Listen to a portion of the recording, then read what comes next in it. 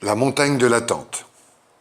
Texte tiré des légendes des Terres Sereines, écrit par Pham Duy Kim, des éditions de la Frémierie. La montagne de l'attente. Peu avant d'arriver à Lang Son, le voyageur qui monte du delta vers le haut pays remarque, à droite de la vieille route tonkinoise, une petite montagne isolée. Au sommet se dresse un rocher qui s'appelle la forme d'une femme debout. Un enfant dans ses bras. La ressemblance devient frappante vers le soir, quand le soleil approche de l'horizon. C'est le Noi Vong Phu, la montagne de la femme qui attend son mari. Et voici ce que l'on raconte. Autrefois, dans un village de la haute région vivaient deux orphelins. Un jeune homme de 20 ans et sa sœur, qui n'en avait que 7. Seuls au monde, ils étaient tout l'un pour l'autre. Un jour, un astrologue chinois de passage, consulté par le jeune homme sur leur avenir, lui dit « Si tels sont les jours et les heures de vos naissances, vous épouserez fatalement votre sœur. Rien ne pourra détourner le cours du destin. » La terrible prédiction épouvanta le jeune homme, le hanta jour et nuit. À la fin, affolé, il prit une résolution extrême. Un jour qu'il allait couper du bois dans la forêt, il emmena sa sœur avec lui. Profitant d'un moment où elle avait le dos tourné, il l'abattit d'un coup de hache et s'enfuit. Il était délivré de son obsession, mais pendant quelque temps, l'horreur de son crime le poursuivit.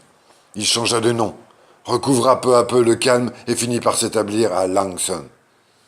De nombreuses années passèrent. Il se maria avec la fille d'un commerçant et lui donna un fils et le rendit très heureux.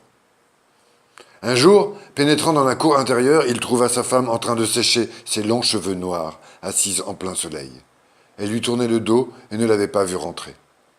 Au moment où elle faisait glisser le peigne de sa chevelure lisse qu'elle soulevait de l'autre main, il découvrit au-dessus de la nuque une longue cicatrice. Il lui en demanda l'origine. Après avoir légèrement hésité, elle raconta son histoire en pleurant. « Je ne suis pas la vraie fille de celui que j'appelle mon père, mais seulement sa fille adoptive. Orpheline, je vivais avec mon grand frère, qui était toute ma famille. Il y a 15 ans, il me blessa d'un coup de hache et m'abandonna dans la forêt. Je fus sauvé par des brigands, peu de temps après, sur le point d'être pris. Ils s'enfuirent précipitamment de leur repère, et l'on me trouva. Un commerçant qui venait de perdre sa fille eut pitié de moi et me recueillit. Je ne sais pas ce qu'est devenu mon frère, et je n'ai jamais pu m'expliquer son geste. Nous nous aimions beaucoup.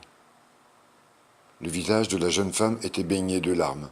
L'homme maîtrisa son émotion, lui fit préciser le nom de son père, celui du village natal.